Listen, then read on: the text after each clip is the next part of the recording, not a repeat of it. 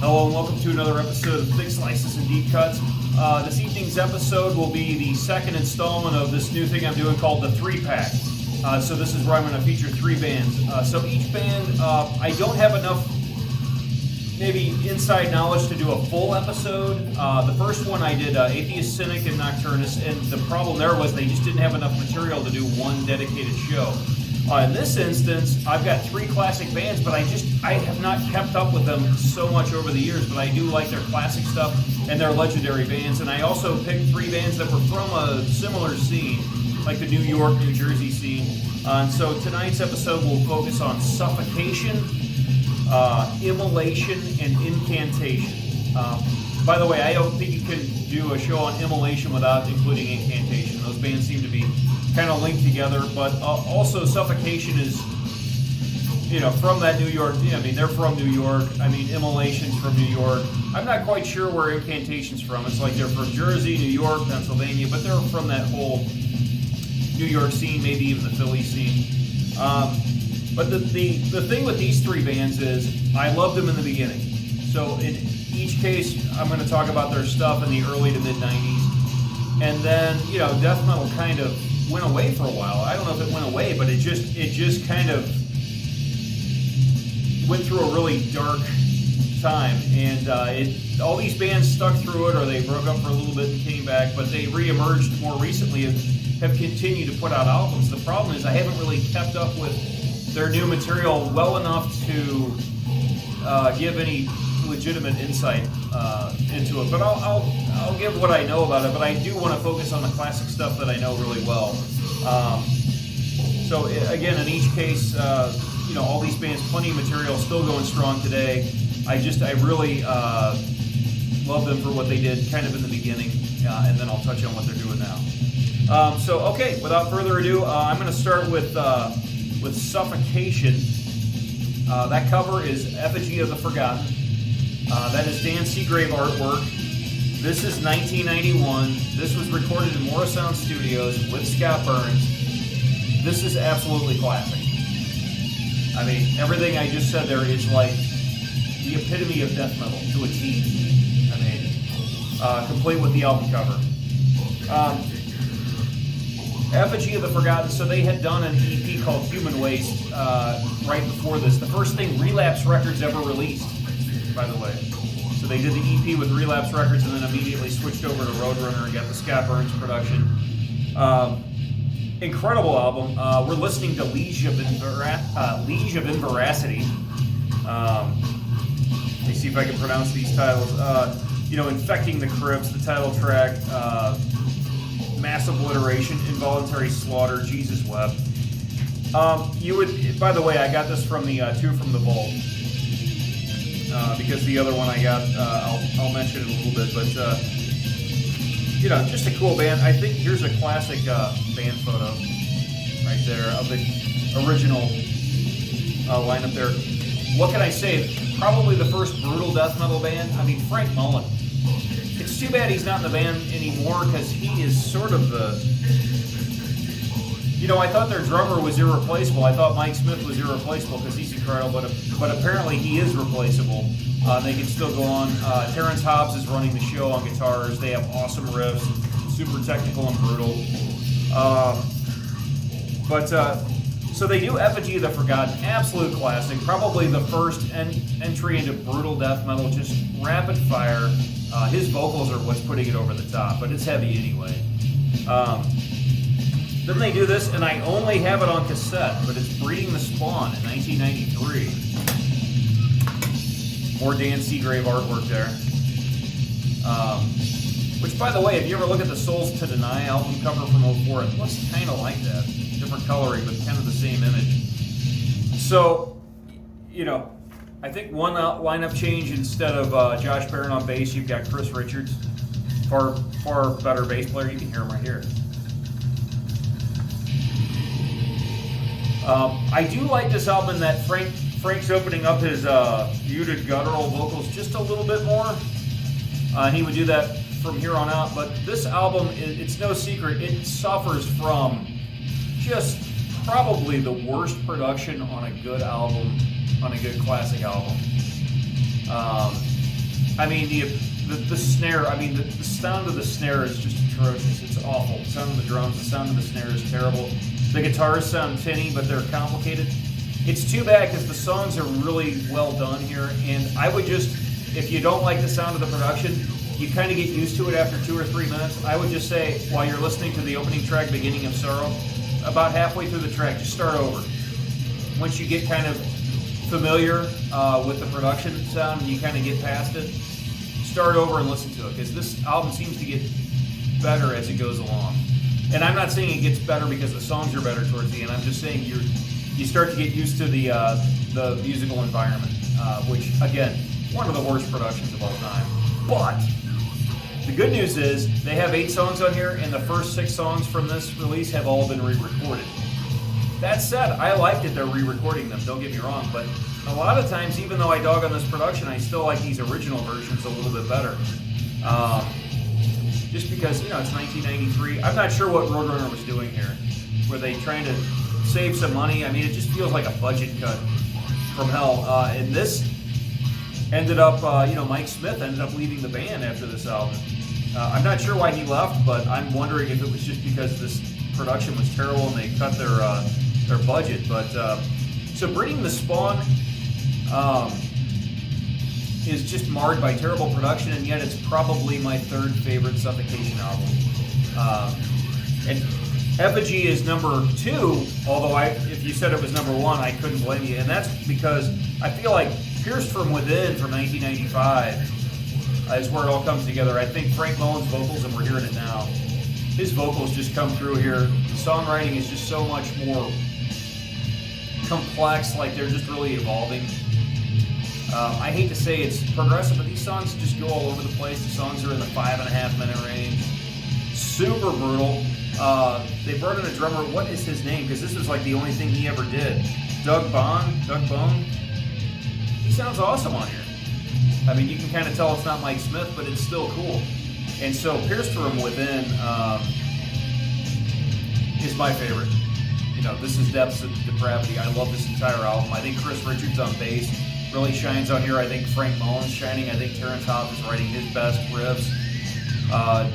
Doug Cerrito's the other guitar player. He was there for the first part of the band. So I would say Pierced from Within is my favorite. Effigy is right there. It's about tied. Pierced from Within and Effigy are about tied. And believe it or not, I think I'm going to say Breeding the Spawn's my 3rd favorite. Although I will preface that by saying I'm not super familiarized with the ins and outs of the other stuff they've done. So after Pierced from Within, they're off Roadrunner. This is in 95, and then moving forward, 96 and forward, they're off Roadrunner. They're in the dark ages of all this stuff.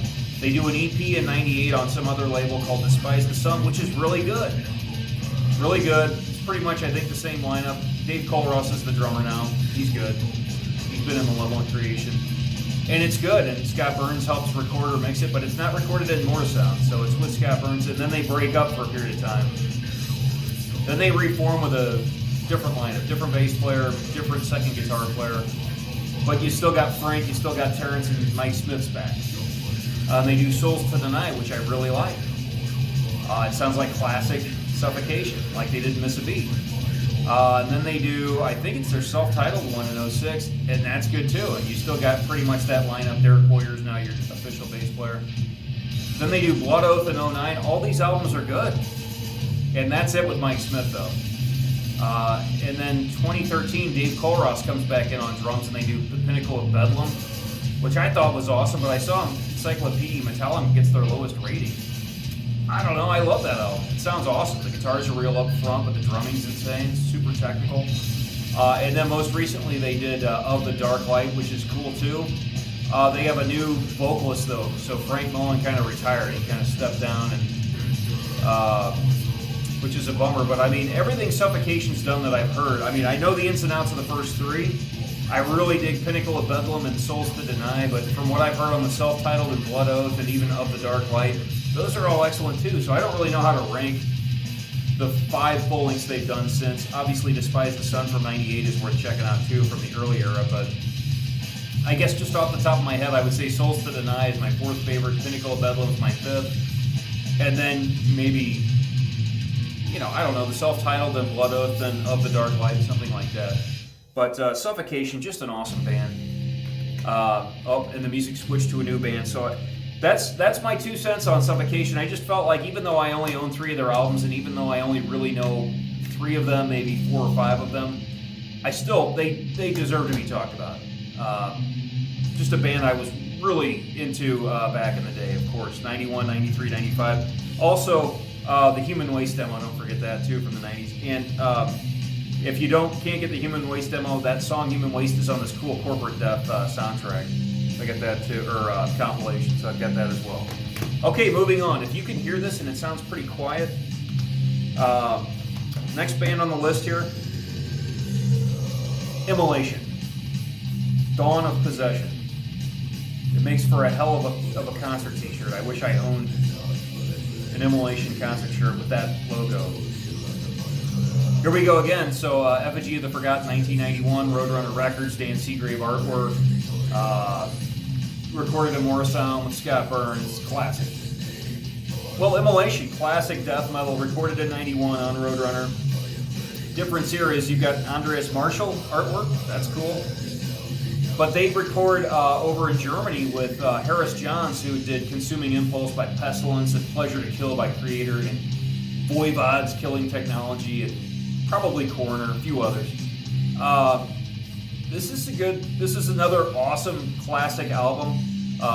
We're listening to Those Left Behind, but I could have easily put on here No Forgiveness Without Bloodshed, Into Everlasting Fire, Despondent Souls, the title track, Internal Decadence, Burial Ground, Immolation, the song. All this stuff's classic. I don't know what you call these guys. These guys are, you know, Suffocation was brutal death metal. These guys are just classic, dark, speedy, the album cover says it all. The lyrical content is like heaven and hell, the angels colliding together. But the thing I love about Immolation, or that sets them apart, is all these like cool pinch harmonic things they do all the time. I mean, they're not the only band that does it, but I feel like it's so prominent in their sound, and the way they do it is unique to their band. Bob Vini is the main guitar player. Ross Dolan is your bassist vocalist, so those guys have been there forever. I think they've had a drummer for quite a while at this point, and Alex Boogs, who used to play in Incantation, is now on board as the other guitar player. Saw him live with Mayhem on the Atonement tour more recently, and they're total pros. They just make speedy death metal look easy. They had it down to a T. But I mean, Dawn of Possession's awesome. Hard to believe that it's my second favorite to Here and After in 1996. So there's this 5-year gap. So they missed all those golden years. They got one out in 91, but then they just weren't able to put a follow-up in 92 or 93 or even 94 or 95. So in 96, they're back on Metal Blade Records with Here and After. That's the t-shirt you want. I mean, look at that. Andreas Marschall with incredible cover art there. But this is my favorite. At the time, I thought they might be using 7 strings. They're so down-tuned. Nailed to Gold, Burn with Jesus, Here and After the title track, I Feel Nothing, Away from God, Towards Earth, Under the Supreme, I think is coming up in Christ Cage. I think this is totally overlooked and underrated. This album just has an even better production, and I think some of the sequences in Here and After and Towards Earth and Under the Supreme, even Nailed to Gold, I just think this album is awesome. And Craig Smilowski, they're almost off the rails on this. His fast thrashing almost goes too fast. You can just feel it picking up steam, and I love that. But yeah, Here and After is a classic, very similar in artwork. And by the way, these 2 albums come out, and then they drop this incredibly awesome logo forever, and they just go with like some block print. I don't understand. They said that this logo didn't look good on the future albums releases with the artwork, but I would say just who cares? Who cares? Trust me, it's going to look good. If that's your logo, it's going to look good on any sort of dark death metal album cover. Fortunately, they came back in 2017 with, as of now, their most recent album, Atonement, and they brought the logo back. This album's great. They recorded at Millboard Studios. I mean, that's where like Dream Theater records. That's where Liquid Tension Experiment. That's where like legit like progressive fusion, bands record. But you know what? Immolation is an awesome band, so they deserve to go there too. But this album's production is incredible. The performances are incredible, and it's hard to believe that this sounds a lot like these early albums. Like, even with the times changing and 25 years passing, that they can still maintain the classic sound. And they do about as good a job as anyone of maintaining the sound. Suffocation as well. Which is another thing of the theme of these bands, is that even though it's no longer 1991 and 25, 30 years have passed, these bands still hold on to what made them great in the beginning. And that's not easy to do. What is this? Under the Supreme from Here and After. So they come out with this incredible album. I will say this, while I'm not super familiar with all the stuff that Immolation, again, one of these bands that I just couldn't keep up with. I think by the end of the 90s, I was kind of in this like 70s prog thing for a while. And then I was into like more modern progressive metal and just playing in bands and doing my own thing. So I kind of just lost touch with a lot of the classic death metal bands. But I know that Unholy Cult, I don't think that's on Metal Blade Records, but I remember that was a good one when it came out. And believe it or not, they did like an EP called Providence in 2011. And I remember thinking, man, this is good and heavy and dark. And then, I think they're on Nuclear Blast for at least 10 years. And then the stuff they've been doing with them, with the better, with the money for the production. And then this production is incredible. It's almost too polished, but it's not quite too polished. So Immolation, just another classic band from, I think, Yonkers, New York. So definitely a New York band, just like Suffocation. Where Suffocation's more brutal, I think these guys are a little bit more like fast and demonic, and maybe different lyrical themes and things. But what an incredible logo! And I don't know why they had the block lettering for so long. They really need to just stick with that logo for sure. But once again, you've got an angel on all these covers. But so there you go. Oh, this is incredible. This whole sequence.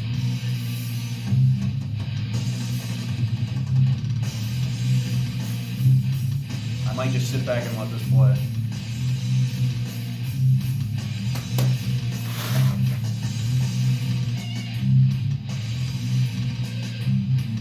They're on this compilation. No Forgiveness. Double bass.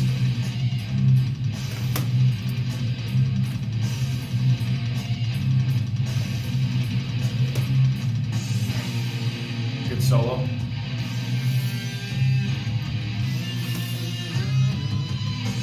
By the way, there's a band I love right now called Blood Incantation, and I feel like they're totally influenced by Immolation and early Morbid Angel and my old band Time Tool.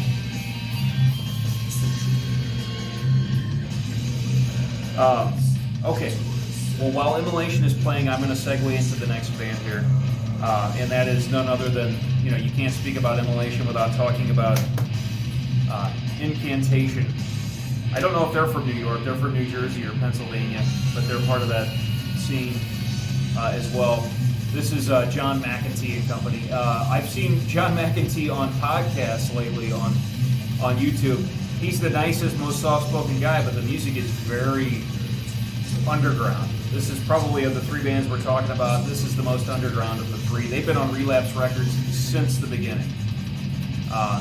And Onward to Golgotha came out in '92 on Relapse, and they just put an album on Relapse last year. But this is my favorite. I was listening to the other ones going, am I just being silly and just going and picking the first album as my favorite? I don't think so. I think these songs are just awesome. They're all memorable. They're speedy and then doomy. I love that mixture of like just blasting away and then switching to total doom. The vocals are so low.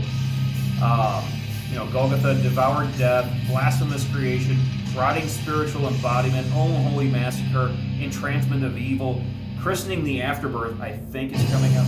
Yeah. They didn't have like synthesizer in this one. Immortal Cessation, Profanation, Deliverance of Horrific Prophecies.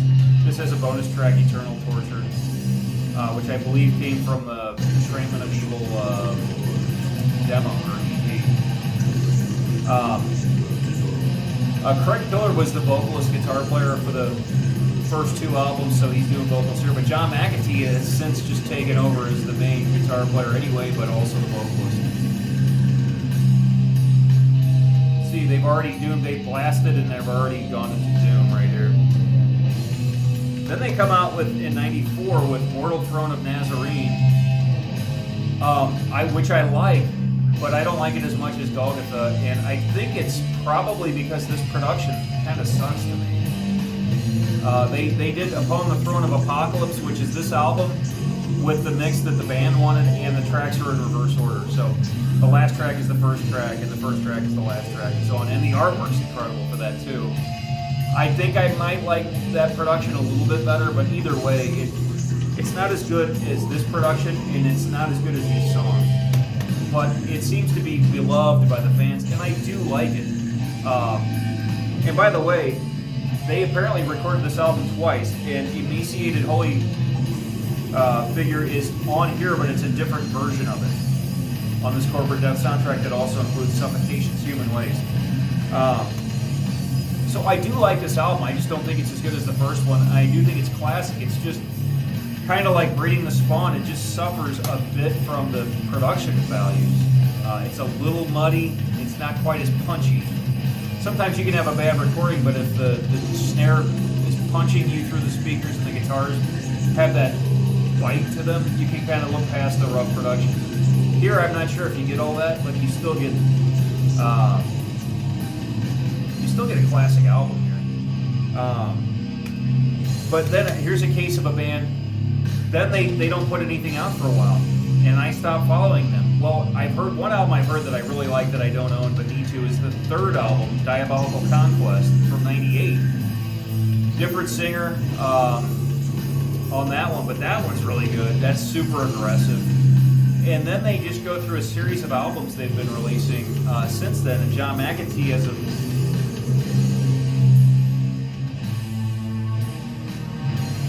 there's a little bit of keyboard incantation.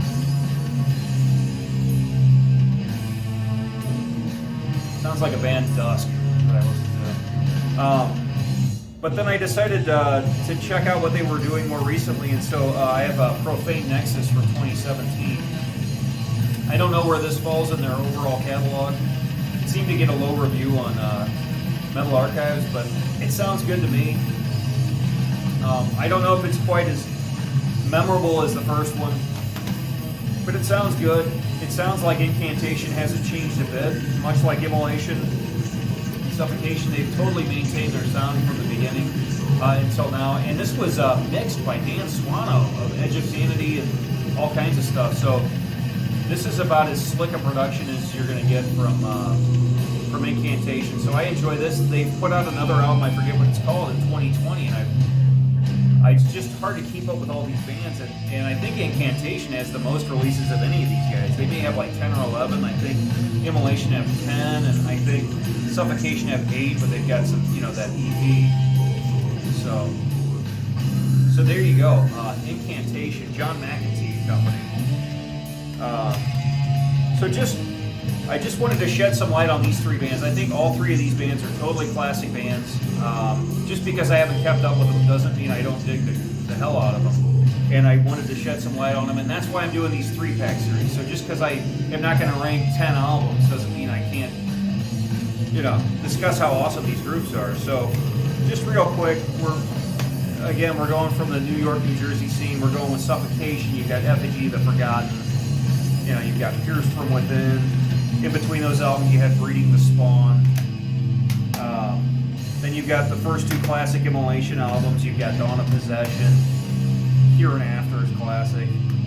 And then more recently, they brought the logo back, but they've been making good music ever since. But with Atonement, where I saw them on this tour. And then you've got Incantation. Their first album to me is the best one. This might be the second best one, Mortal Throne of Nazarene, or if you don't like the production, go get the version known as Upon the Throne of Apocalypse. It's the same album with a different mix and track order. I do need to get Diabolical Conquest. Then more recently, I have Profane Nexus as well. I haven't seen Incantation live way back in the day.